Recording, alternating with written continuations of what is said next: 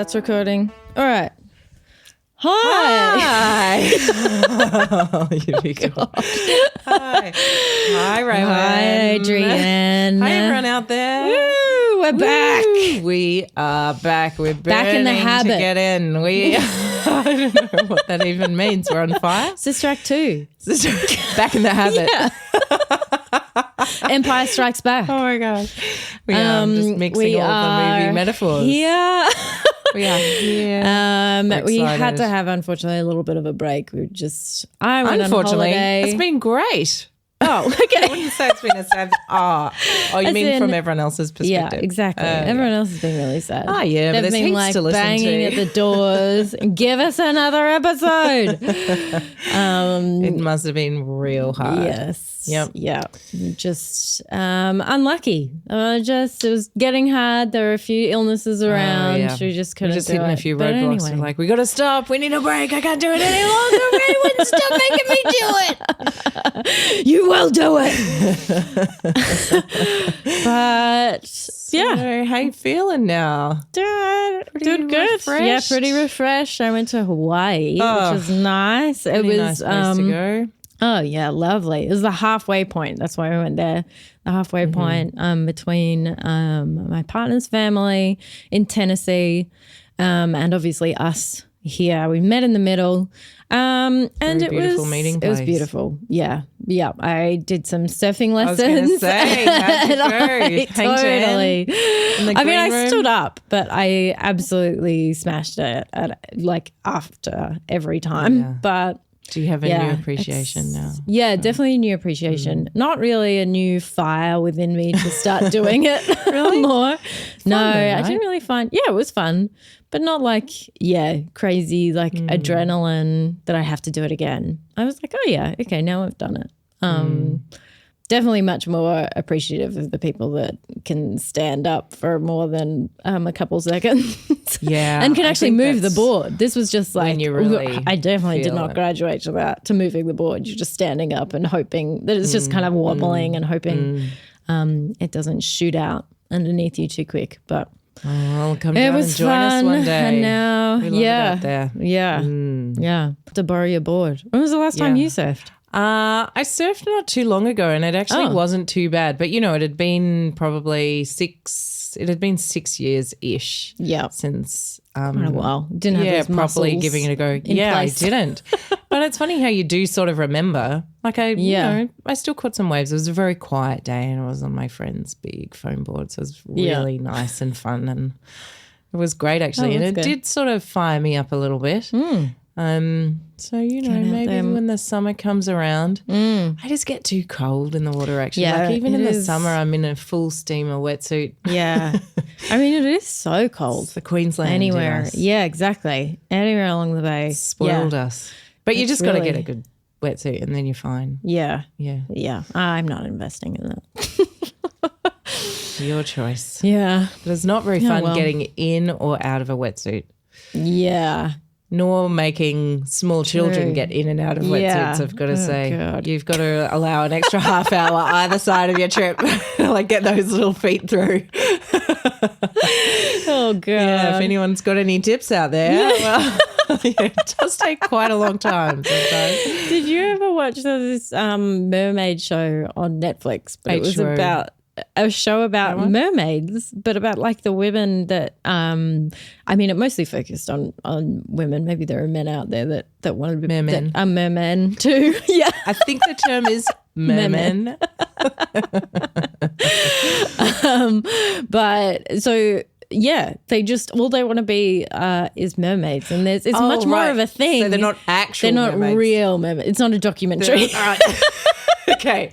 Sorry, I was- It's hard hitting. Fiction, I mean, non-fiction, sorry, yeah. it is a documentary, In but what it's not world about is it? Okay. real mermaids. It's So about to what women lengths that are do they like go? Oh, they can hold their dancers, breath, or they're just or- they're really Yeah. intense. And there's these have shows, I tails guess, more instead in of feet? America. Yeah, so they talk about like this wetsuit that it's just basically this like huge tube that they step into, and then it's got the flippers attached. But yeah, Yeah. they go into detail of how to get in, and it is a whole process of so much lube as well.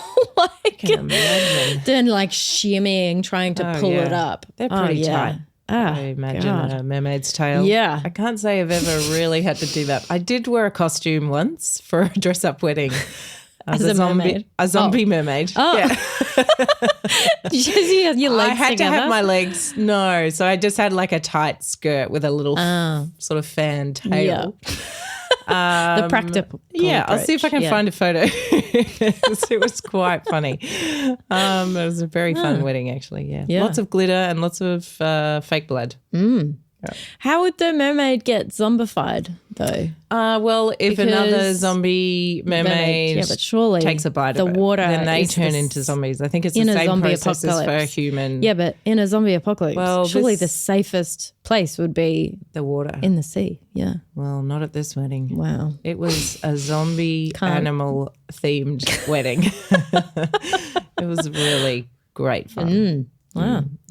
So yeah, I don't know. What anyway, else we're is back. happening? We're excited. What else is happening? Yeah. I don't know. I'm just flying by the winter. seat of my pants. My usual style these days. No time for thinking, only time for dancing. Yeah. That's just how I roll. Just straight onto the stage, start dancing, don't even know the steps, no time to learn them. God. Yeah. You've had a couple this is my auditions, life. as in like creatively, I guess. Yeah, look, I'm You've actually been doing those I was things. thinking that on the way in, that I'm feeling a little more hopeful for what I feel like I've stepped away from the passion towards acting and storytelling in that respect for the last few months. Yeah, I've had some great meetings, which is a couple of projects which are right up my alley. It's made me think like, there are stories out there that I feel excited about. Feel drawn Telling to. I feel a bit more drawn to. So it might have That's exciting. We'll see, but yeah, it is sort of excited to feel like, maybe there is. Sometimes you just need to kind of weather the storm of life. Yeah. And have a little just patience. a lot of like patience, and then there's a odd few twists and turns. self-tapes. And feeling a bit unsatisfied with everything. Like it's sort of not really. There's just not been anything that I've got like drawn to. Yeah, really drawn to and really excited about. Like, yes, this is why I did this and took this path, and many paths as we've explored on this podcast. So to have chosen this one, I felt a little bit like, gosh, I've really backed myself into a corner now, and I'm not really feeling to diversify. There's streams happening. There's streams of income. And creativity. But it's actually really reminded me. I've just had some really great discussions with a couple of directors and writers who are like getting their films up, and it's just, they're just writing about things that I really care about, and that I, female friendship and grief is right up my alley. Like a lot of dog-themed things are in my life right now. Oh. I don't know. It's really interesting. Dog themes. Yeah. Several projects. It's really interesting. Anyway, it's just got me a bit more excited about things that are positive, that are not just telling the same old stories, things that I feel a bit more excited about being part of. Yeah. So who knows? And Australian things as well. Yeah. Australian things. Great. Yeah. Well, right in the ballpark. Maybe like the industry isn't as cactus as a little cactus. I don't know. Depends who you talk to, I guess. It's not cactus for everyone, but it's feeling a little lot of things crunched. Getting cancelled or not going for harsh it. words, Raven, but it's feeling a little crunched. It's feeling under pressure. Yeah. There are certainly less I was stories. meaning cancelled as in not like people cancelled. Oh, like, no, yeah. As in like actual shows. Yeah. Like that is true. I was just mentioning that because a project came out being cancelled. Yeah. And I know so many friends that many is writers. their income. Because there's not very many writing jobs, and that's like all year. And so that's to not have sad, that writing isn't in it? the gig economy, I guess, that because I know a lot of people even just once a day they were doing it. But I know so many. Yeah. Hopefully something will fill really the sucks. void exactly of that, and maybe you can only hope that would be like hopefully comedy leaning to give a bit more of these comedy jobs out there. Yeah, that's but right. It's tough. It's tough out there. Yeah. I haven't really been gigging that much since coming back from holiday. It's hard in winter. Like can you just pause for the winter? Because does anyone even go? to watch. Look, that is a very astute observation, cold. quite accurate. No, it is a lot harder to get people to come out. So a lot of the shows, like But maybe you can practice. It's a good. Well, maybe yeah. just try So a lot out of that people stuff are that doing that's new- really risque. yeah, It's like this will never work. Let's give it a try. One cold room. yeah. In Carlton, let's just with throw it out there because two drunk people in the crowd will not laugh. Even if you bring your best gear, they will not laugh. So let's just, So a lot of people are trying their new and build the work is just beginning for next year. Yeah, I guess. But then a lot of people are still pre-season. touring. Off-season? I guess it's the pre-season. Pre-pre. Yeah. Or I guess some people are on, touring. They're on breaks. It's the off season as well. Yeah. It's hard. It's hard in winter to even just feel motivated yourself of being like, you're always just a little bit glad when you get that message that it's been cancelled because there's not enough tickets sold. Yeah. You're like, Exactly. great. Would have been happy to go out and try this, but actually staying at home is pretty nice. Yeah. Or staying on the farm. Yeah. Couple of cold alpacas out there. Yeah. But so that's been good because I've been doing a lot more kind of farm stuff as in exploring different management techniques and different regenerative agriculture. Help me out here. Exactly. Drowning. So different ways to either graze animals or restore your paddocks. So I've been doing a bit more study on that while the stand-up is on the back seat doing more studying. So what about getting a little plot of land, a little herd going look, that's in the future somewhere. Yeah. But we'll see. Bring it into the knows present. How to afford such a thing? But a lot of people do actually rent. They rent out their plot of land and you keep your animals on there. Yeah. And you can sort of farm hopefully it. you would, get enough to just swap afford them the over rent. Have the grazing on one side and then grow something on the other side and then swap. You can do. Yeah. Communal, using the chickens to help the farm. Well, that sort of stuff. But then I guess a lot of that stuff, I mean, it's fairly intensive that you'd have to be close enough to quit your job to do it. So there is another hobby. There won't be paying. Not enough hours in the day. Get more hobbies. It? Yeah, exactly. Get more things that don't pay well. Yeah. But I could. You need one really high paying tax thing. write-off. Yeah. All of my expenditure would be, but the income isn't coming in, so it would be tricky. Yeah, I don't think tax works like that. Tricky in that case. I don't know. It's coming up to tax time. I'll do some writing off everything. Completely legal tax activities is what you're saying. We don't give financial advice. I mean, just make that clear.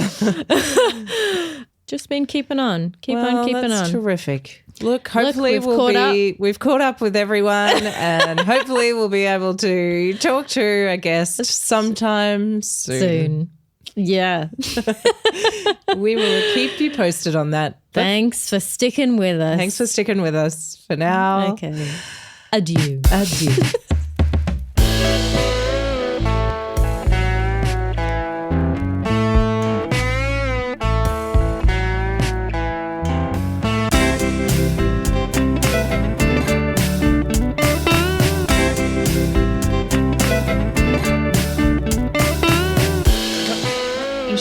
You should do it.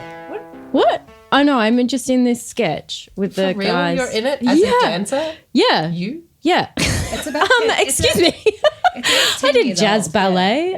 No. 10 years ago. Yeah. In the beginnings of your comedy career. Yeah. Yeah, okay. And it's really because I've known Matt Stewart for like 10 years. So this was like 10 years ago. Before I think I even started doing stand up. We did this sketch, kicked in the face by a Shetland pony, and then I came there and I was like, I've lived this. Literally been kicked in the head. So that happened if you need any inspiration. Oh, no, I got kicked when I was like 18. Okay. Prime time of your life where you're like obsessing over your appearance and everything, and I didn't have teeth and I was like this massive scar. That was wild, wasn't it? Are you it a all horse worked out. girl? Is this? Yeah. Yeah. Okay. Yeah. Yeah. It was a very beloved horse. It was just a It's just total a freak accident. Yeah. Yeah, I wasn't Obviously even riding didn't him at the try to time. do it or yeah, anything. it wasn't vindictive.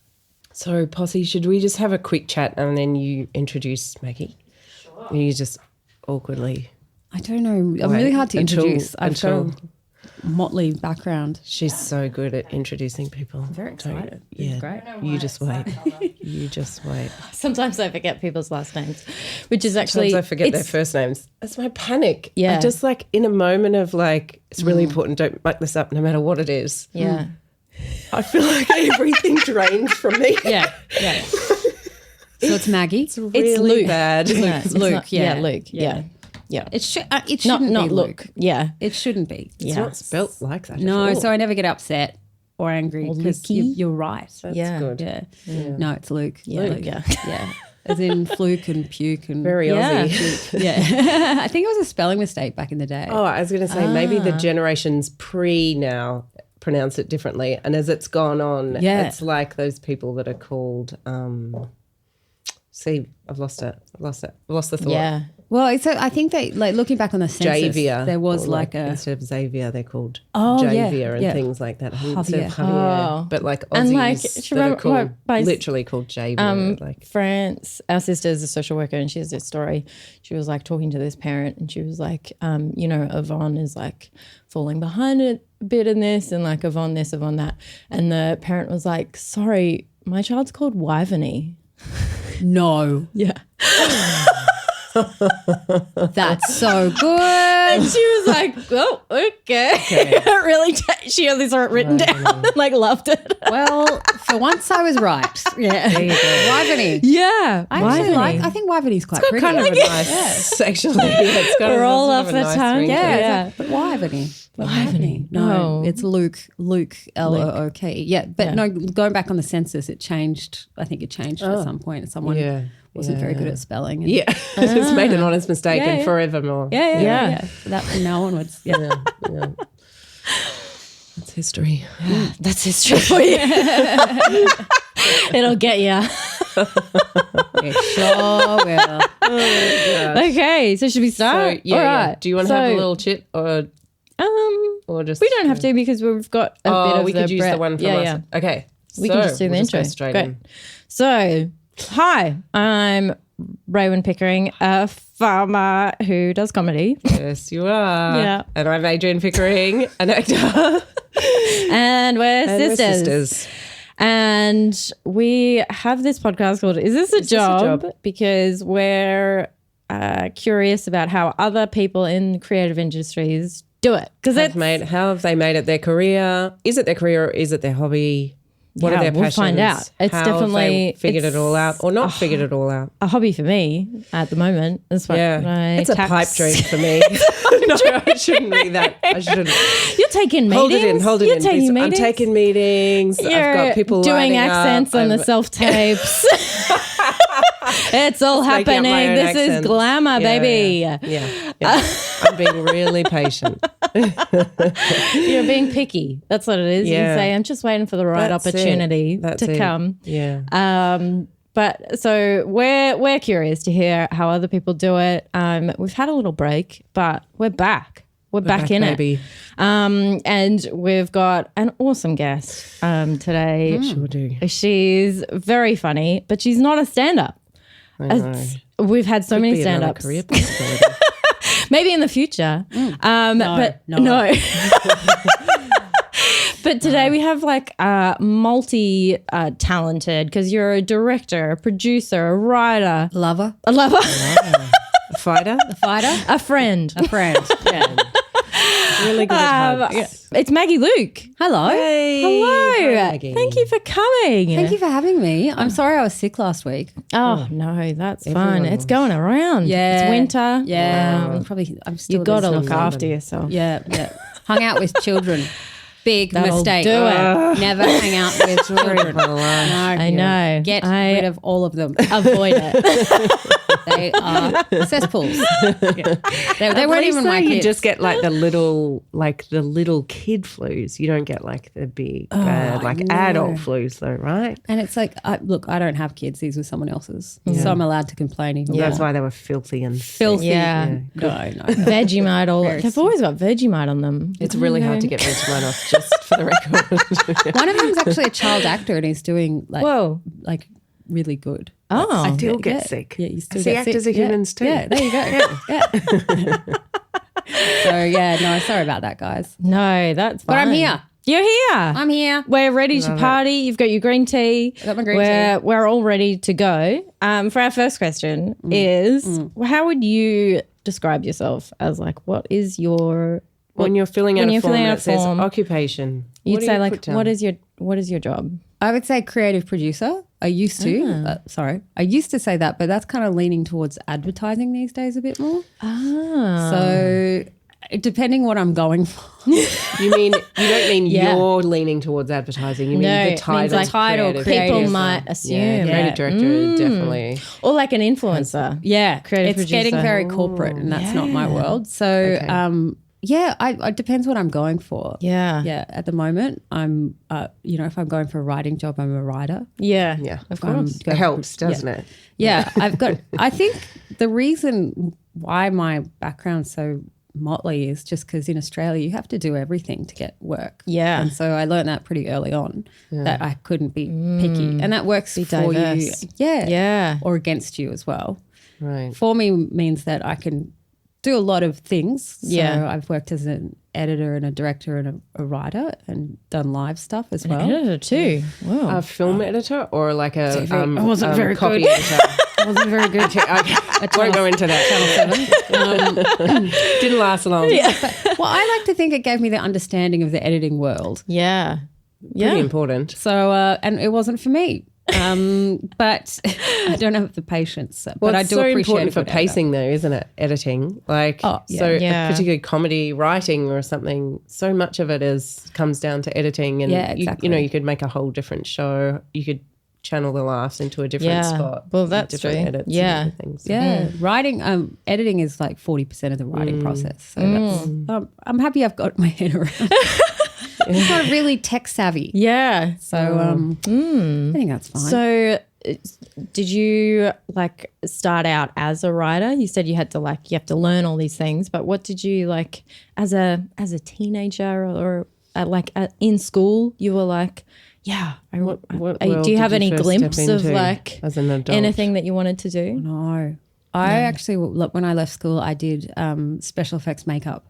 Oh, wow. Yeah. Still very creative. Good skills to Wow. have. Yeah, it was super fun. But I was 18 and so I wish I could do it again. I think I was a bit of a fuckhead. Yeah. Yeah. Well, that too. That's changed for sure. I think it's Not being 18. being like, I don't want to do this. Helps. Well, I have to do this. Yeah. Why are you here? Yeah. I don't want to sacrifice my social life. Yeah. And you're like, well, you signed up for this. It makes no sense. Yeah. So I left and did that. And then I worked as a counter girl in Maya, a shop, David Jones. Yeah. Doing makeup there. And then then I just kind of did a bit of this and that, did a bit of art, and then I moved to Adelaide for no reason. Wow. Just woke up one the day. place to be. Yeah. Well, I was born there, so I went back and thought, coming down from Brisbane, have a bit of a change. Yeah. And Okay. that's so less out of left field. If you had family no there. reason. Yeah. Sorry, family. Yeah. and then I got into radio from there. That was the start. Oh, right. So How did you get into it? Like you just applied for a job or you studied or? No, one of my friends, he was working in like the marketing side of a radio station, and I was like interested in it. And he was a legend, and he went up to the boss and said, "Hey, do you want to take like a intern on?" And I was like, "I'll work for free. I'll do whatever. Yeah, that's fine." And they were great. And they took me on for about 6 months, and I worked on a little afternoon show called Afternoons with Amanda Blair on 5AA, which was a talkback radio station there. Oh. And I picked up the phones Yeah. and I made the coffees Wow. and did all of that while living in an attic for $50 a week. Different times. Wow. Yeah, I know. I mean, an attic would cost a lot of money. A lot more now. Yeah, I got it Even for a in good Adelaide. price. Yeah. And then I really enjoyed it, and I felt like there was just Adelaide's very small. Yeah. So I moved across to Melbourne and kept going with radio going there. with radio. Yeah. Wow. So you could see like a kind of career path with radio, or I think so. I just really enjoyed working with talent mainly. Oh. Yeah, which is like not common to hear. Yeah. But I really did. I really So you never like kind of had the feeling like you wanted to be on the mics? I think I had a curiosity, but I know I'm much better at other things, and it's just as rewarding. Yeah. So, I'm not sacrificing not being, talent Yeah. for another lifestyle. No. It's it's just what I'm better at. You're still part of it, part of the whole. Yeah. If you're working with good people. Yeah, definitely. But often like thankless work, I mean, it's not the people often look at the person that's talking and being like, oh, they're the one like doing all this thing. And then there's actually like all these people behind them. Helping them do this. Yeah. Kind of thankless. It can be, yeah. Yeah. That's what I was finding in radio a bit, because it really is just two roles, which is producer and presenter. Is there, right? So within that realm, obviously there's audio engineers doing and stuff. everything all quietly, just like getting the people lined up. Yeah. So there's different levels of producers, but it's kind of pretty solid. Yeah. So what did I do? I defected from Nova. So I was producing late nights with a little known comedian called Nath Valbo Oh, nice. on his, I think, probably first job. Oh, really? Yeah. Oh. So we did like 80 shows together. It was just me and him at a radio station. Oh, cool. 1 a.m. at night. Yeah. That would have been fun. Yeah. And I was doing the phones for him. Yeah. And then I went and worked for Hamish and Andy after that. Oh, wow. Did Yeah. that for about 6 months, and then decided I really liked the idea of TV.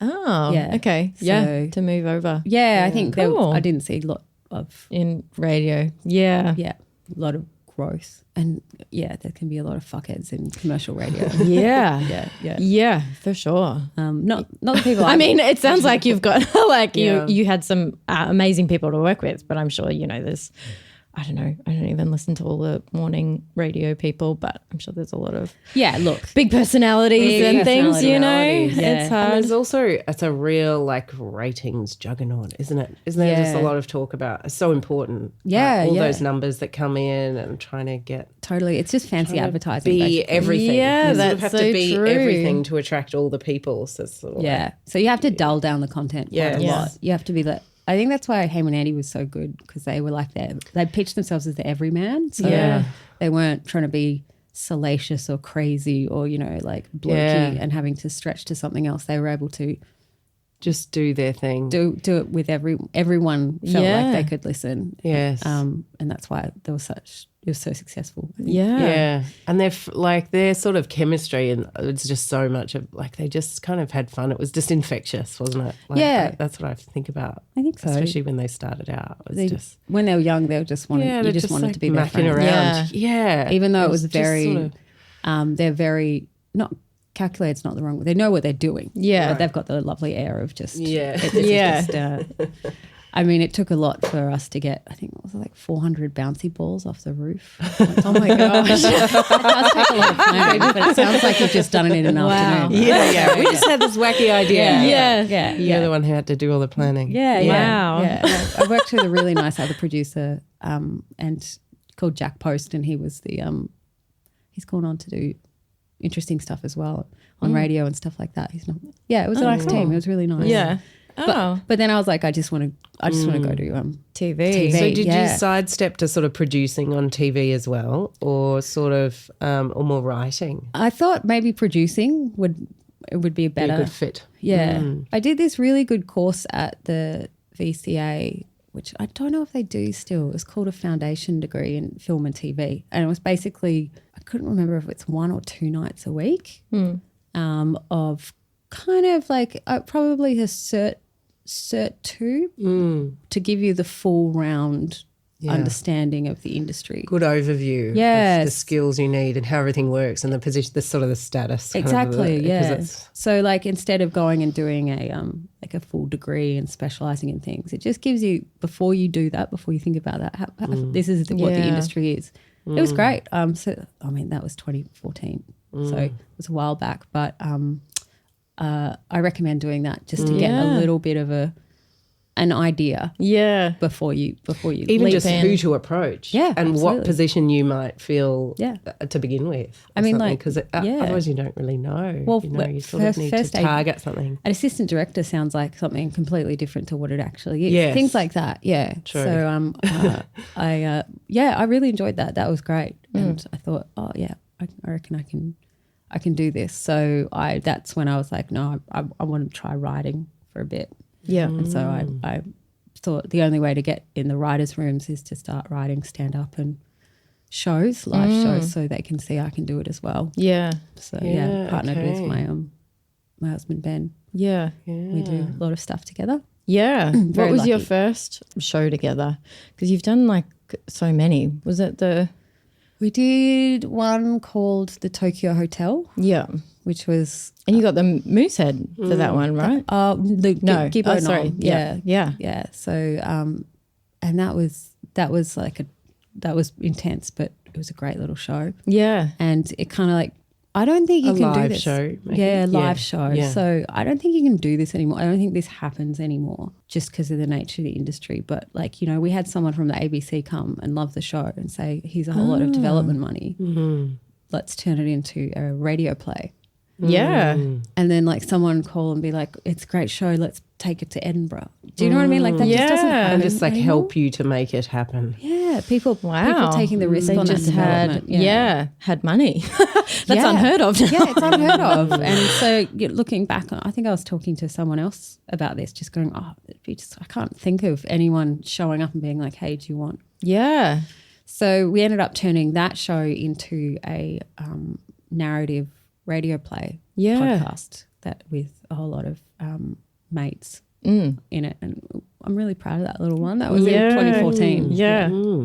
It did really well. So that's like 10 years ago, but I feels like that genre is like coming back around now. Yeah. And it's sort of like, it's funny, isn't it? Yeah. The narrative podcast. Yeah, the narrative podcast. I think it's a budget thing as well. Yeah. So to be able to tell stories just through audio. Yeah. It's still and having all the elements. special effects and Yeah. everything. Because you had all these all the sounds to make it like come alive. So it was a real story, a real play, which is so different to most podcasts. I mean, like most of them are like true crime or or like this where you're just talking. Yes. Instead of like like narrative. a whole world that's created in your ears so that you're really able to visualize and it takes you to another place. Yeah, which as you said, budgetarily, if that's a word, is like that's a lot more expensive to produce. I would recommend, I would love to see more.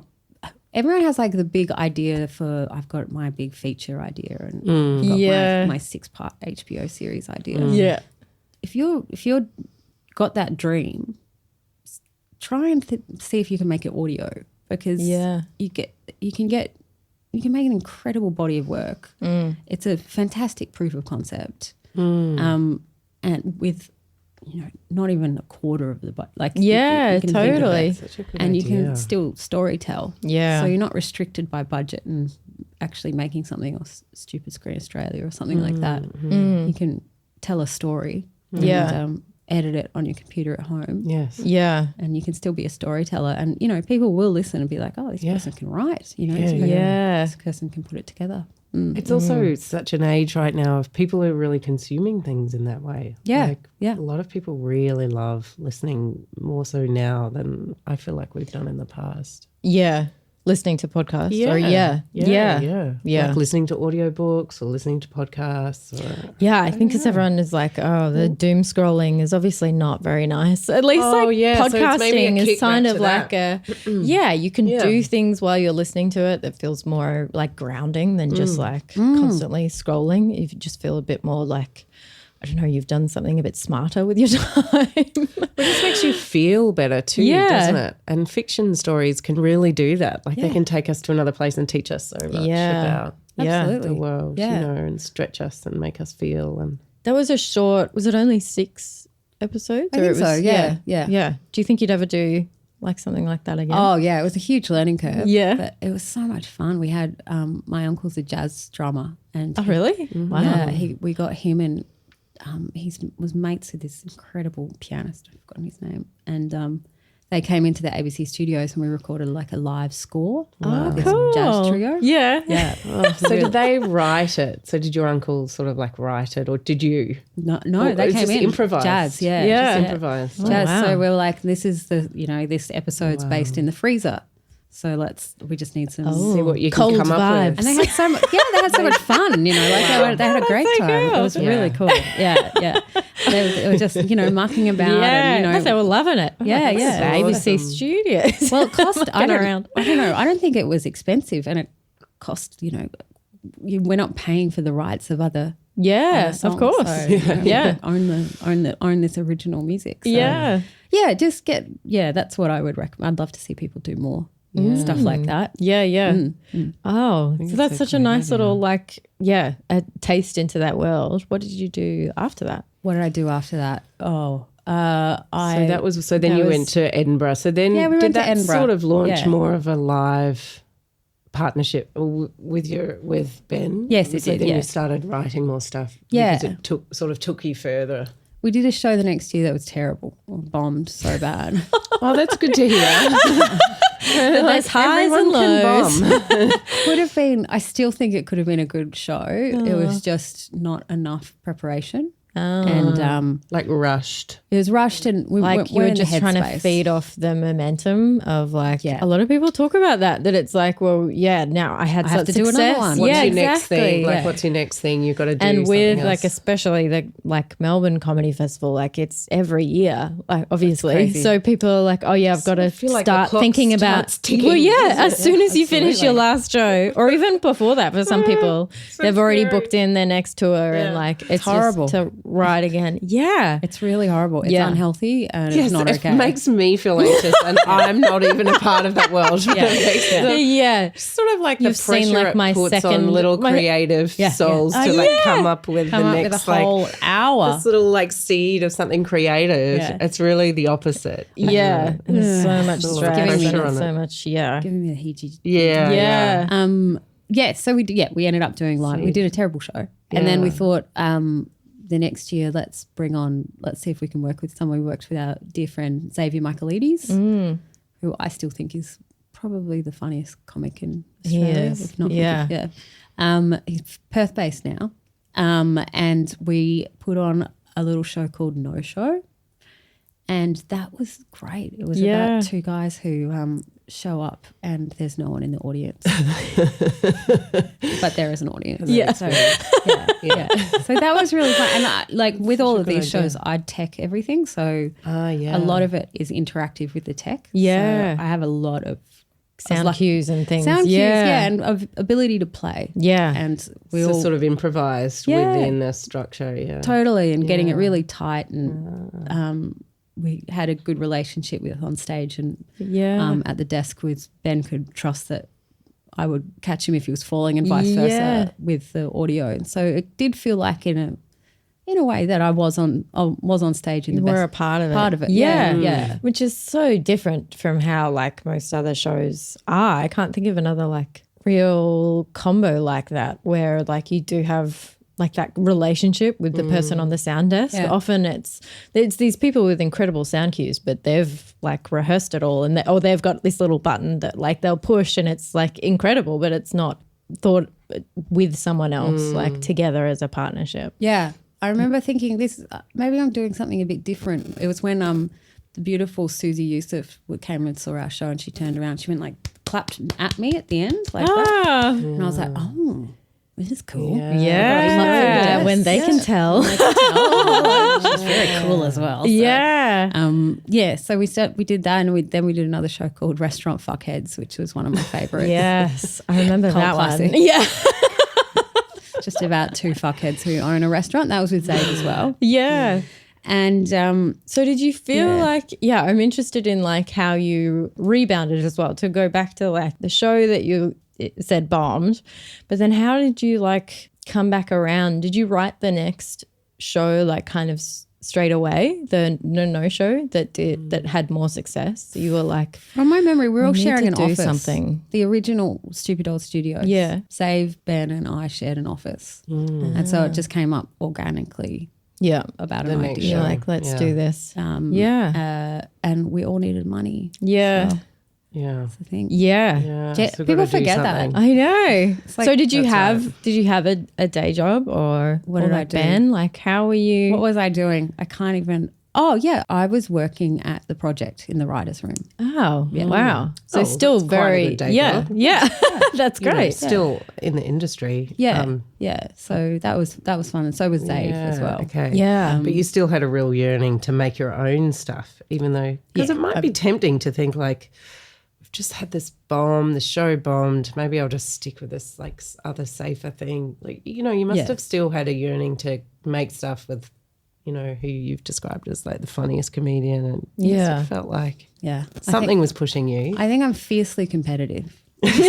Disgustingly competitive. Really? I've only just in the past year or so really worked on that. Yeah. That's what my drive was. You didn't want to fail. And there was always that one dude. So you didn't feel like that one dude that kept I just hate that guy. I can't let him win. Yeah. Oh really? Yeah, so wow. A good motivator. Yeah. So that's probably what kept me going for the first 6 or 7 years. Yeah. Till you get older to make you go like, this is a bit unhealthy. Yeah, very unhealthy. Yeah. I actually don't really care. I gotta so now unfollow that person.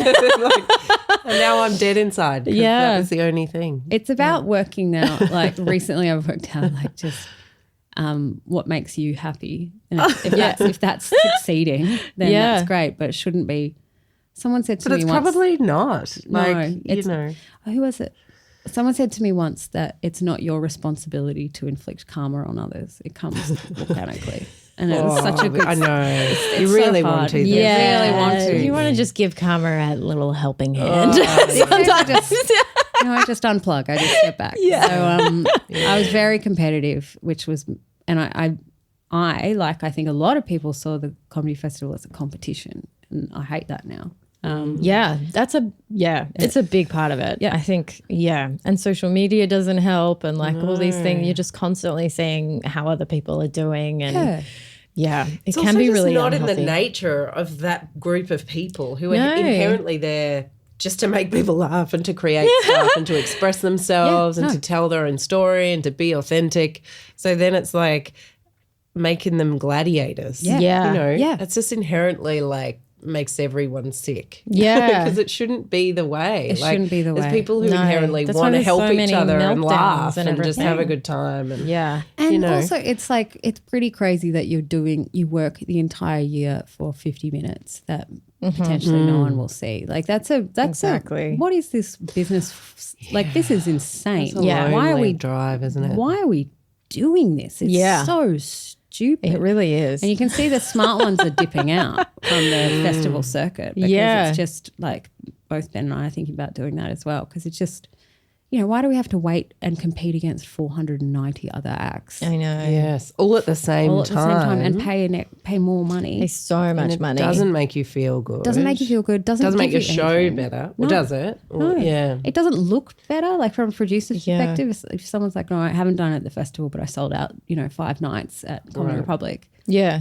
They're like, whoa. That's fantastic. Yeah. That's even better. Yeah. Congratulations. Yes. I don't know why people... Such an interesting thought. Like talking to like the people that are in my group of friends, it is just that like you've got to stay on the circuit so that then you can have more opportunities to do other things. So if you're like...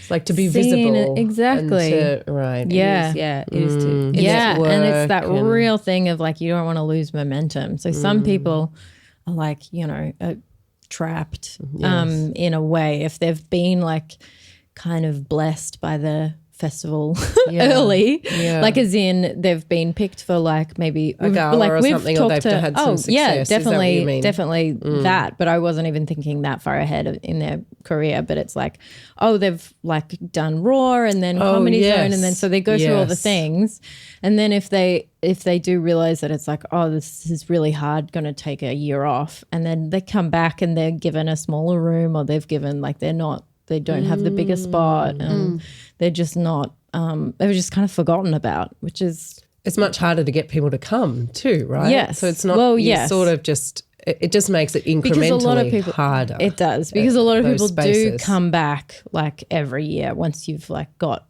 your kind of audience, or the people that have taken a chance on you for just once and they like it, then they'll probably come back. So I guess there is I've come almost every year. To see me? Yeah.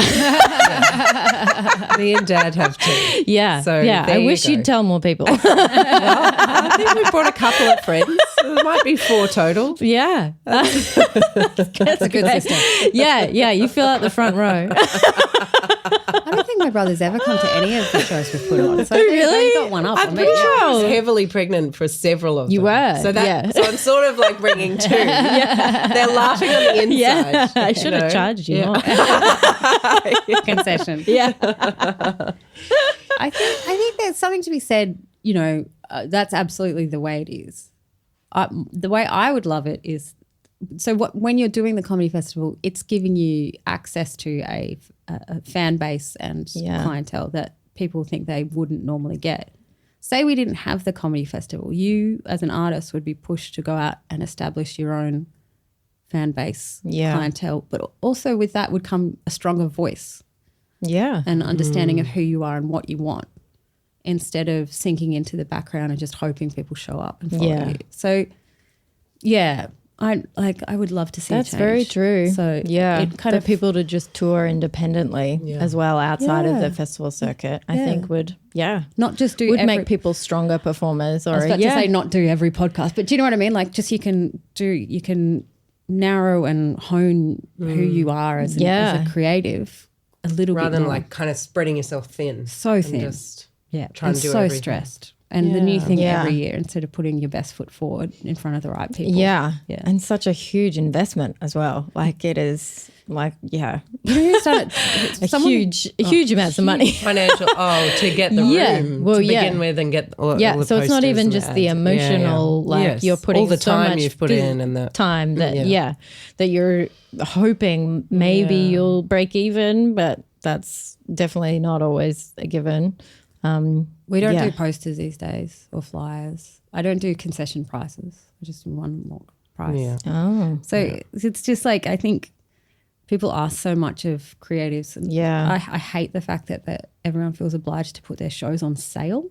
So that they do like a big half price sale almost. Yeah. What are you doing? It's $30. Already like not making any money. So that's the thing is like if you know that that's coming up every year, you're going to wait until that happens to buy your tickets, right? But if that doesn't happen, you're going to buy them anyway because you want to see you. Yeah. So I know. It takes a real strong backbone, Maggie, to make those decisions though. Like you really need to trust I guess it's just playing the longer game though, which is it seems like it keeps coming back to. It's creating a sense of this is a club and if you get a ticket you can be part of it. And I think that's what Ben and I have tried to do. Yeah. Because we don't do it shows all the time. And he has quite a strong fan base, but he's kind of got that, not mysterious. What's that word? He's very sporadic. Yeah. So when something's organised and put on, they know that we're going to put 100% into it and it'll be something that completely. Definitely. We went on to do a show after Restaurant Fuckheads? I think, this is the one we got the moose head for. Yes. And it's called Restaurant Fuckheads. And I went, I don't want to pay room hire anymore. That's absolutely absurd. That's chewing up all of our cash. Yeah. Even in a pub, you know, we don't actually have the money to put down for it at the moment. How do we do that? Okay, well, we can't do it in a room. We have to do it outside. And fortunately, COVID happened. Yeah. So it actually worked in our favour. Yes, because everyone was outside. It was the only way you could do stuff, right? Because you couldn't be in indoors. So we did what we were talking about earlier, created a world through audio. So if you couldn't be inside, we could still create that world. And we got a whole lot of earphones from I love shows like that. like one of those like silent disco. I was going to say, headphones on. And I have to say, we were one of the first. There's so many that do it now, but we'll definitely, I will claim that. And we went into a little alley in that we knew we didn't have to pay any money to be in every night. And I knew I only had 20 people coming, so we had to price accordingly, but it was totally worth it because, you know, you're standing there with 20 people. Yeah, and it was sold out. I would have loved to go to that show. So you made it a bit more exclusive. It was exclusive. Put up the price of tickets rather than putting them on sale and made it more of like an exclusive experience. Absolutely, you can be there. And the nature of the show as well meant that we could put on as many shows as we really wanted. So we could do, you know, if we want to make more money, and Ben was up to it, and I was up to it, we could just be like, we're putting on another show because it's in the alley. So people would just show up. It doesn't take a lot of like organising. No, we just stayed there. We just did the show and then just sat around and ate M&Ms. And then do another one. Yeah, did another one and, you know, doubled the income. Yeah. And because it was the Moosehead, we were able to pretty much that funding. 100% of the show was funded by the Moosehead in the end because there was no room hire and stuff like that. Yeah. And we got the headphones very kindly donated to the show for doing some socials posted from a company, which was a great advertisement for them. That's even smart too. I think like you were saying before, all these skills that you've had from other areas and being a producer and like it just really helps to have that mindset, I think. Yeah. To think outside the box of how can we do this. And be stubborn as well. Yeah, and be stubborn and competitive. Yeah. And be are good skills to like work it out rather than just treading the same path that leads to disappointment. Yeah. Try and make your own way that's going to make it's so easier to do the safer option. Ladies, I'm such a big fan of it just feels like this industry people just keep going and bashing their head in a wall and saying it's not working. Why isn't it working? And then walk straight back into the wall. Like you're like, well, you've been doing the wall walk for 10 years. You've got to run a different race. You're running the wrong race. Like your voice is different and it's not going to work. Yeah, it's like cookie cutter. It's like if Ben went up against Tommy Little. Do you know what I mean? But because our industry is so small, he has to go up against Tommy Little. So you've got to figure out a way how to do it, but how to do it a bit differently while having my own creative voice. Yeah. And it'll take longer. In Australia, it might not even happen. That's the thing is like it'll take longer and it feels risky. But you'll have a legacy of work. Yeah. And it'll be authentic because that's the thing. Like you're leaning into what's going to work for you. Yeah. Like what it is that you bring to the table. Absolutely. And I think you're not, there's nothing to miss out on at the industry is imploding. Yeah. So now's the time. Yeah. You're not being like, oh, I'm going to have to take a pay cut. What pay? You know? Yeah. Yeah.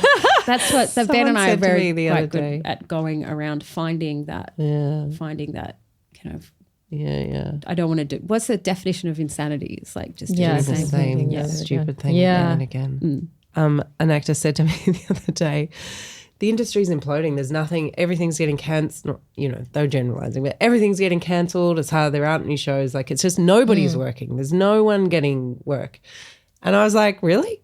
That's awesome. And it made me feel so much better because I was like, it's not just me. Yeah, it's not you. No, it's not me. It's not you. Yeah. Isn't that nice? Me. Yeah. I've had this conversation with how are you so happy Yeah. about this? He was just really like kind of angry and disturbed. And I was like, it's not you. Hallelujah. Yeah.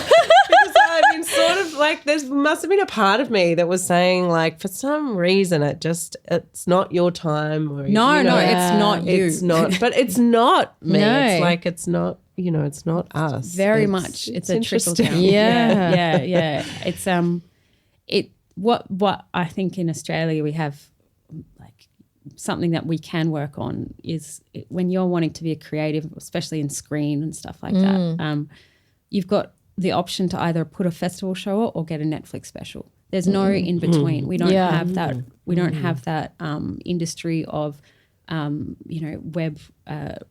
web channels and podcast channels and things like that for creatives to work on. And the audio narrative things that you're saying. And even the shows like The Project, which doesn't exist anymore and things like that. There's nothing lateral. So, and there's nothing that means that, yes, you're not getting a whole lot of content that you could be getting that's just a lot of fun. But also you don't have the funds to support creatives in their own stuff. So that you can't, they don't have jobs.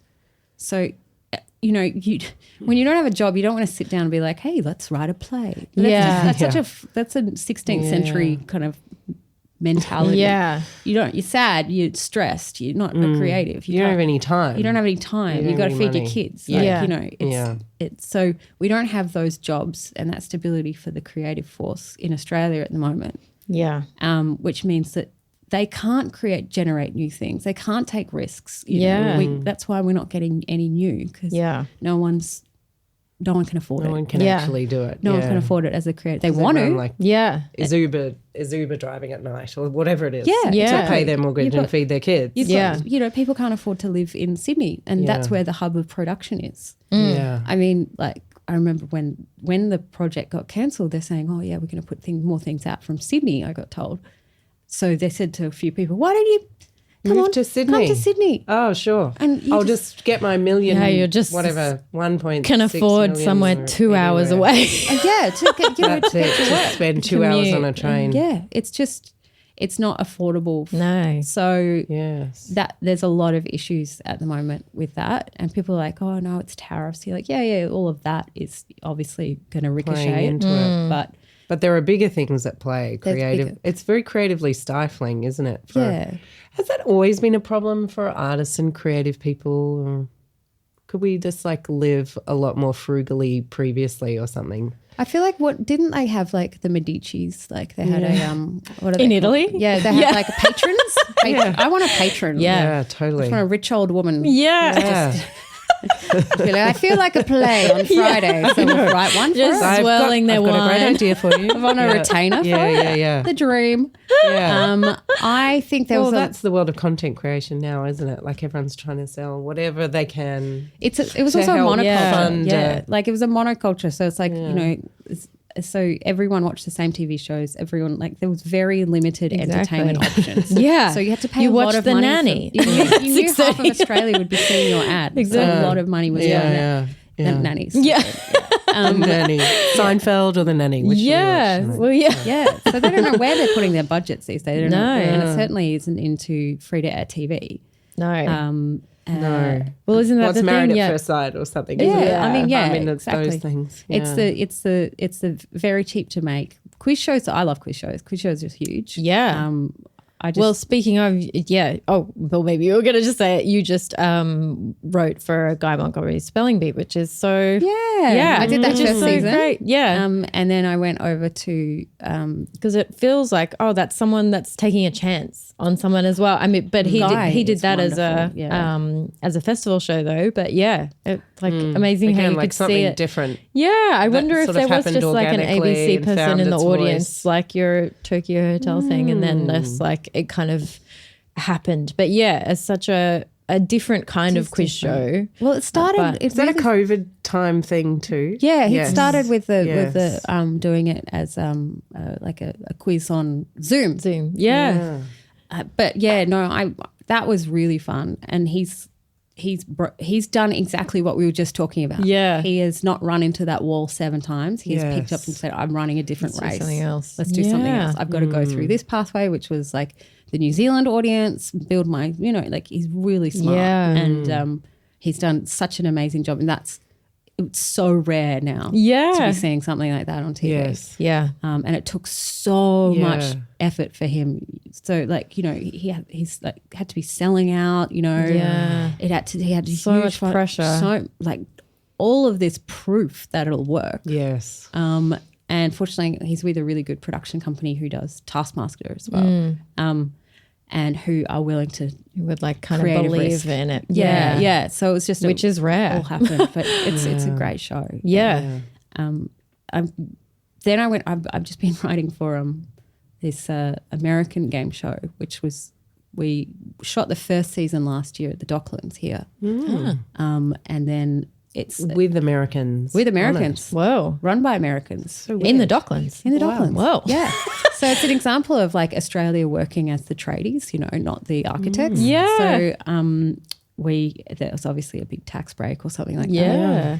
And wow. So like all the writers like were Australian or most of them? yes, all the question writers. And then I was the host script producer with another writer, the American writer. So we did that, and then it came back this year, and it came back, but they did it in Belgium. So we spent a couple of weeks in Belgium doing season 2. Oh wow. So you went over there and did it. Yeah. What's it called? It's called Quiz with Balls. And it is, I know, right? Yeah, great. It is. Do you bring the balls to the equation? Or? No, they're already there. Yeah. It is Not on a roof Very vacation. loaded. Yeah. You probably use that in your resume. You're like, I've worked with balls. I've worked with lots of different balls. Yeah. I've diversified my skills. Yeah, we started with bouncy. They just keep getting bigger. They get lower and lower and lower. Yeah. As time goes on. Oh my God. It's They like, keep dropping. it was crazy. It was like if you got like Family Feud with, if you get it wrong, you get knocked into a swimming pool with a giant ball. Oh, God. Yeah. So it was really fun. Yeah, really fun to watch. It sounds like, one of those, like, isn't that the Japanese game show that they have like these crazy, there's so many of them. Punishment things. Well, The challenges are so strange. it was a So Dutch intense. format, Dutch of all places, I think. Oh. Yeah. So, that was that's Cool. been really That's so cool. different as well. Like not I loved like it. Yeah. Australian quiz shows are all very studio based. Yeah. Not over a pool. No, not over a pool. Yeah. Do you love, it seems like there's such variety in that, and it's interesting, we've been talking about like finding your own creative way of through the path, but like all these jobs are very different and all these writing things. Do you just innately know how to do that, or do you like really just love The challenge. finding the new way of writing for different things, or like Well, I've never you have written to narrative. discover it differently every time? Or, I've never written anything narrative, so which is weird. But it's not. I've always done light entertainment, or what they call shiny. Because your shows with Ben are often quite. Oh no, I take that. Well, they're is still that what you narrative. mean? Yeah, I was really going to Narrative. say Yeah. his last show was very much like aside from that, more when you're writing yourself. Yeah, television. Employed Yeah. as Maggie Looke. Yeah, okay. Yeah, television. I've never done narrative. Yeah. I've always done shiny floor shows. Is that a choice, or you haven't found the? No, it wasn't a choice to start with. It was just what. Yeah, Just the the jobs. jobs. There's not that came many. your way. Yeah, I guess. And then I thought, recently I'm like, that's a cool thing, that's a cool thing that I've done all of those shows. Yeah, it's I've awesome. done so many shows that, Yeah. I just did a stint on Spics and Specs, and that's iconic. Yeah. Like, That's what I mean. Like they're so different, Yeah, though. yeah. It's so, like there's different voices within all of them. I think it's it. You Do have you to like that? Yeah, Yeah. I like writing for other people's voice. I like writing for the hosts. Yeah. Yeah. My favorite was not my favorite, but one that funnest was Tom Gleeson, Oh yeah, because I think I have that little On bit hard of, quiz. a little bit of acidic. Yeah. yeah, very wry. Very, That was really fun. But hard quiz was great. Yeah. But all these shows, I'm like, I'm proud of working on all these big, Absolutely. big shiny shows. Yeah. So Yeah. I think that's my phone. Is that my Something phone? buzzing. Oh, is that what it is? No. Phone interference. Someone's telling me that I can enjoy $20 off all lash lift treatments at Brow Theory. Whoa. It is time to get a lash lift. I've never had a lash I was lift. going to say, is it a return visit? No, I've never had the lift. I take that. I had one for the wedding. Oh. I had a lash lift for the wedding, and they're really nice. Yeah. I genuinely Really? recommend it. Yeah. Does it just mean you don't have to have that weird Do they just curl contraption it? Yeah. that they Yeah. come in on set, that weird contraption. They're like, it'll be fine. And they're like, you've got my eyelid in the thing. sorry, it's okay. Have you seen that weird you mean metal just thing? the eyelash roller? Yeah. You can get those like just at the chemist. Yeah. Yeah. Do you use it? No, Yeah. but the way you're describing it, it's like this unique Such a thing weird to sets. Oh, no. No, it's just someone else lot of doing people- it to you, Oh, right. I think, is the weird no, thing. no control. Yeah. Yeah. Yeah, you want control of your eyeballs. I recommend lash lifts are great if you know. Yeah. They're expensive. If it's your thing. Yeah. You don't have to wear mascara. And I don't anyway. It'll save you all that time. I know. All that I time. know. But I want to think about. Do you know cows have the most beautiful eyelashes? Yes, they do. Like out of all animals. They've got beautiful I always eyes, just haven't they, think, cows? they're so natural and beautiful. like luscious. Do you think cows are so They should beautiful? be used more in like lash Yes. lift promos. Often the cartoon of the cow Yeah. has those really big Yeah. like lashes. Yeah, Where's they your- are like cartoony. Where's your farm? I work on a farm. It's out in like kind of near Yarra Valley. Yeah, And it's what- open to the public. Yeah. So we could come out and Oh yeah. pat animals? Yeah, alpacas. absolutely. There's no cows there right now. No Not cows enough right space, now. is there? No, they do. They're very heavy animals. They can destroy the paddocks very quickly. Yeah. But no, yeah, come out. I'll be doing. I take goat yoga in the school holiday. So it's like with goat kids and stuff that you just are trying to do these like bizarre. I mean, they're not bizarre. They're They yoga jump moves. around. And the But to goats me, just, like, yeah, jump around. Yeah. The goats come over They're and like so try funny, to. aren't they? Yeah. They just Okay. really do love climbing up on things. Yeah. Tell you hilarious. what, we spent some time in LA last year and I went full Gwyneth Paltrow. Oh, really? This is singing Full to goop. me. It's full goop. This is singing to me so hard. Yeah. Did you see my eyes light up? And I was Yeah. like, access to goat yoga? Yeah. I'm about the crystals. I'm about the tea. Yes. But really nice clothes still. So Yeah. I think that's the It's Greta expensive. thing. Yeah. It's Yeah. expensive. But Yeah. yes, As long as you're rich, then you can do the goat yoga. not Yeah. putting small time fringe shows on. You know? Yeah. Yes. I would love to come out. Yeah. Please do. Yeah. Yeah. I love animals. The alpacas are great too. They're Yeah. so beautiful. They're so strange. just love alpacas. alpacas. Yeah. They're more like cats. Yeah. Really? I'm not sure. Are you a cat or a dog person? I like cats, but I have a dog. Yeah. Yeah. They're way more like aloof. Like they don't want you to pat them. They'll come over and maybe just be near you. Just like But pretend yeah. they don't really notice Yeah, you. and then if you pat them in the wrong spot, like sometimes they will let you touch them. But if you like pat their head, they'll like look at you like you're disgusting and maybe spit on you. So just like a cat. So yeah, exactly. Oh, what fun. Yeah, So good. yeah. Listen to I me respect patronising that. your job. Oh, what They're so tough. They're so tough too, though, aren't they? Yeah, You know, they're used as Yeah. what do they call them? The herd thing. yeah, with other they're sheep. like a What do they guardian. call them a guardian. I love that. Yeah, I Little hope flop I haven't guardian. just like Yeah. re-talked all the what Ben's talked the other day. Did I re-talk of all the Ben? no, talk? Okay, he that's was good. not as interested in livestock. Yeah. on He didn't ask on as the many episode. animal questions. No. Well, you got the right gal here.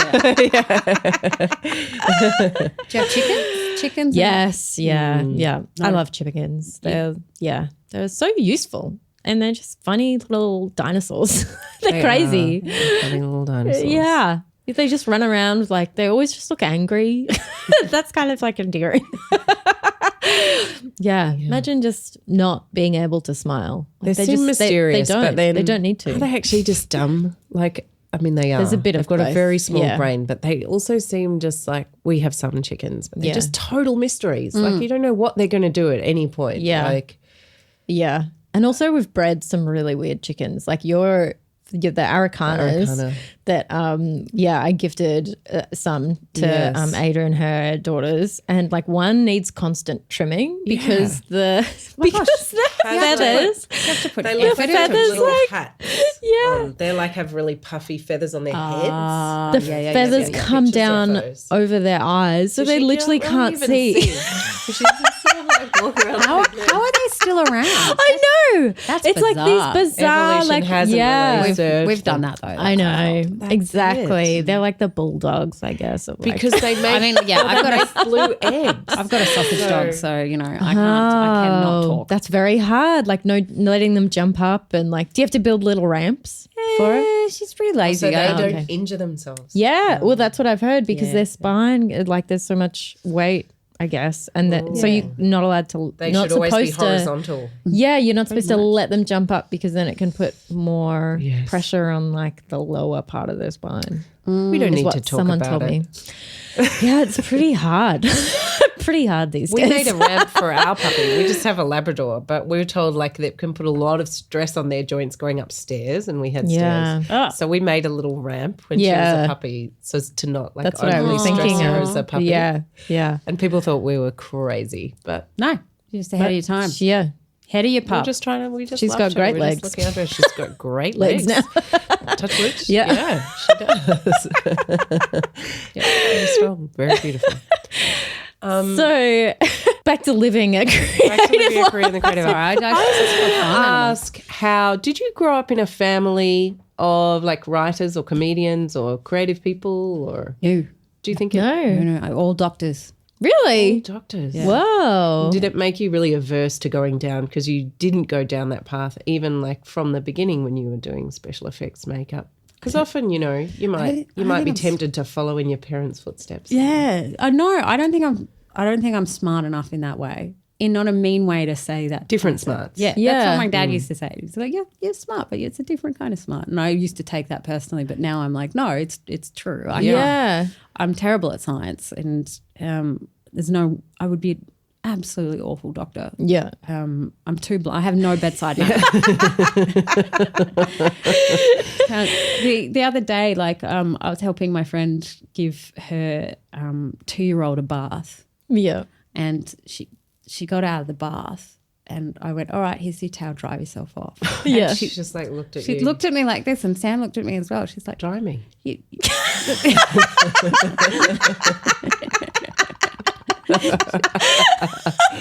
Strange scenario, 2-year-old that you you expect me to do this? Okay. What are you just standing there for? like, there's the towel, dry yourself off. So no, I don't think I would be a very good doctor, but they're very, very good doctors.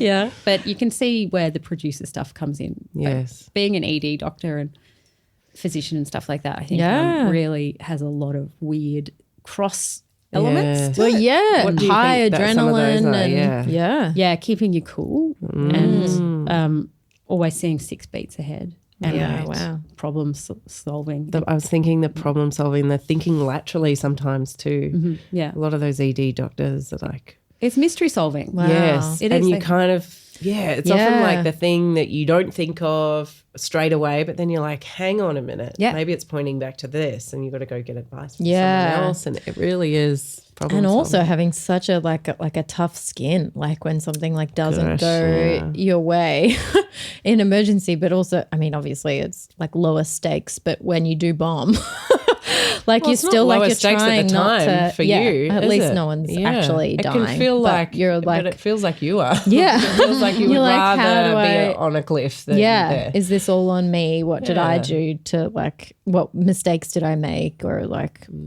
how can I improve? Yeah. And it's like you're It can be also hard writing. to not like just give in to that as well. Yeah, like, oh yeah. man, must be such a failure. This didn't happen, and like, but yeah, to keep like trying to go back and doing something new, or like, Exactly. clocking into the next shift. Yeah, I think both like Resilience. doctoring, resilience, exactly. Yeah, that's a I good think word. Doctoring has, and whatever I doing, similar where like it's it all rides on the general public's immediate feedback. that's very true. So it's yeah, that's the way I look at it as well. Like you get immediate feedback when you write a joke. yeah, And you get immediate feedback when something goes wrong. Yeah. So it's kind of like that similar mindset. I'm not, in no way am I comparing myself to. Well, I hope you do at Christmas dinners and stuff. Yeah. Actually, what I do is pretty hard. I think you're fine. You know, guys. When they tried to get the big balls off, the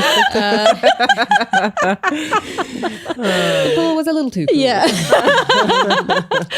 Yeah, no, in no way am I comparing it. But I'm very lucky in that they were really supportive in the way they were like, oh, thank that's God, great. not another one. Yeah. Not Yeah. not another doctor. Yeah. Yeah. So And so you were allowed to just go down this I mean, allowed is a strong sort of word, had some but like patience and support for it. Yeah, exactly. And Pursue also they were something like, else. that should be a terrible doctor. Thank goodness she didn't try that. But they weren't like being like, but okay, you don't want to be a doctor, but you need to have a sensible career and something with like stability. Which I feel like they felt that. Yeah. But they're such kind people that they're really bad at confrontation. So That's a bit like our parents. Yeah. they really couldn't bring themselves. They're like, it's just not worth it. Yeah. So kind. Yeah, just very kind It comes people. from the right place. Yes, I think wanting you to do what you want. Yeah. Very, very kind people. I don't know where this came from. Oh, I've got a few relatives and I'm like, okay.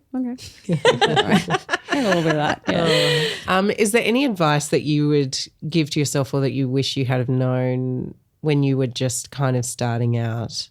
And maybe, I mean, with those bombs, you sort of seem to find your way pretty quickly anyway, but is there something you would have done differently or you wish you knew when you were a bit younger to get to this point now to go that you through know the path now, or that like, it might have been that might have easier. made it easier for you or like just like more fun or more joyous? I think changed my attitude a bit. I think I had this attitude that if as a producer you had to be very stern and tell it like it is and be the boss and it's just simply not the case. Yeah. And it really makes it hard on you because you become the bad guy in every situation. Yeah. Well, it doesn't need to be that way as a producer. So what I would tell myself would be to start going to therapy a little bit earlier.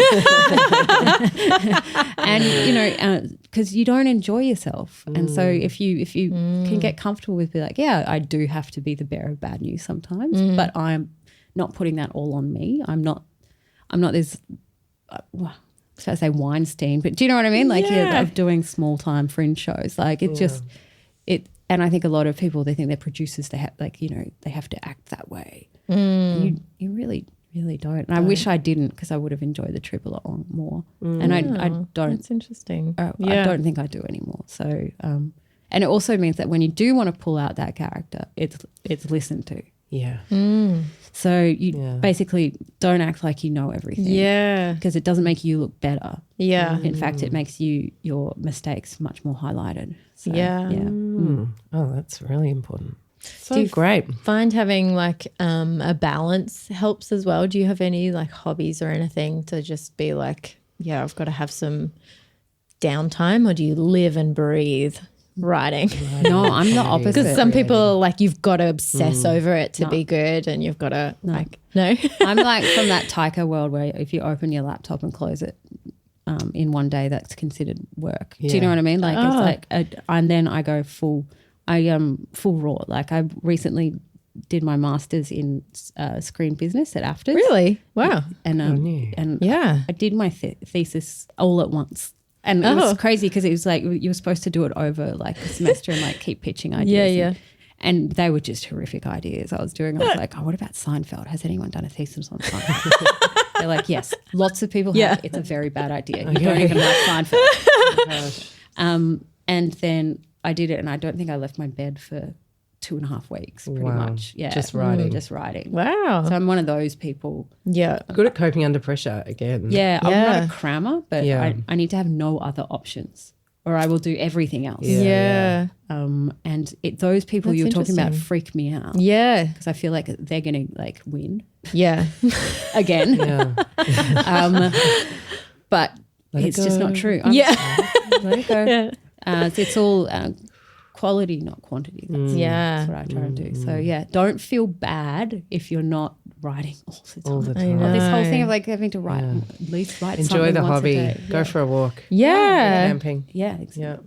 You got to think. Yeah, you've got to sit and I think like enjoy the wins, which I think people aren't very, or not even wins, so just like enjoy the like, oh, I created something. Yes. Like just let it sit. You don't need to move on straight away. But I can't remember hard. who it was now who talked about it, but that you need to kind of be a part of the world to write about the world. Well, too. absolutely. So if you're just sitting in your bed like trying to do comedy writing all the time, then you're actually like not interacting with people and with funny situations. 100%. Yeah. You know, absolutely. that just comes from interacting in the world and doing other things. If you're wanting to churn out a show once a year, what are you going to write about? What are you going to write your houseplants? Yeah, no wonder that everybody's that's the joke that all these comedians are like. They just talk about on the tram on the way here because that's literally their one glimpse. So they've all got a tram joke because that's their one glimpse into like the outside world. That makes me feel sad. It's pretty funny. Yeah. Oh, well, we should let you go. Thank you so much. Yeah, it's been thanks, Maggie. So lovely talking to you. Yeah. I feel really inspired too about kind of thinking about things in a different way and not keeping banging. I think I'm probably the banging your head in the wall variety a little bit. Sidestep. It'd be nice to sidestep. Win the race that way. You can, you get a different car. Yeah. And be proud of that really different car. Food for thought. It doesn't have to be the same. Well, that's what, like Ben and I have just been, we talk a lot about this and we've decided we're making the move to the US soon. And just because we were just like opportunity. Yeah. We could keep going. We could do this for another 10 years or we could live our lives and try something different. And even if it doesn't happen over there, it's still like an industry. Got to give it a go. Yeah. I mean, it's the perfect time to move. No comment. I mean, if that doesn't say like what it's like in the Australian industry, that like you're still thinking, in the US with everything that's going on is still a better option. There's just uncertainty everywhere, though, isn't there? There's just like opportunity and uncertainty everywhere. So, and you got to, if you can't, you got to trust your instinct. Yeah, and if it's your dream. And you got to live like. I don't want to sit here and just go like, screen Australia application again. So that's me. That's awesome. Look forward to following Thanks so much, Maggie. Your shows in the future and your travels over there. Are you going to do another comedy festival show next year? I don't think so. No. I think we might bring back Ben's solo show that we did. Yeah. He was talking about that might have another one. Yeah. Which is also something so out of the norm. Once people are done with that show, then it's like over. But then he was like, nah, you've got it. Why? Yeah. Why? He's going to tour the US or like, all these plans. You're like, absolutely. That's people great. Should think of that a bit more. Of it's like writing a play. Once you've got it. It is writing a play. Yeah. So, I think, so that, I think that's the plan. Great. Like, maybe. We'll see. Yeah. We'll see how tired I am. See how many more game shows you say yes to. Well, I just literally yesterday said yes to another one. Oh, really? My plan is to work on every game show ever created in the entire world. You'll be the master, the grand master one day of the game shows. You've really found this like such a nice little niche, I guess. It is my little day job. I do other things and that's fine. Yeah. It's brilliant. Yeah. Well, thanks, Maggie. Thanks, Maggie. My pleasure. Bye. Bye.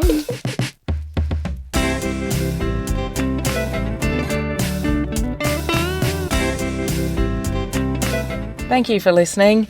If you liked us, please tell a friend or two. Apparently that's how these things work. We want to acknowledge the incredible stories, culture, resilience and creativity of the Aboriginal and Torres Strait Islander communities, in particular the beautiful lands of the Wurundjeri Woiwurrung people of the Kulin Nations, where this podcast is recorded. Thank you also to Chris Pickering for the music and Vincent Pickering for the logo and animations. And yes, they are our brothers. We're everywhere.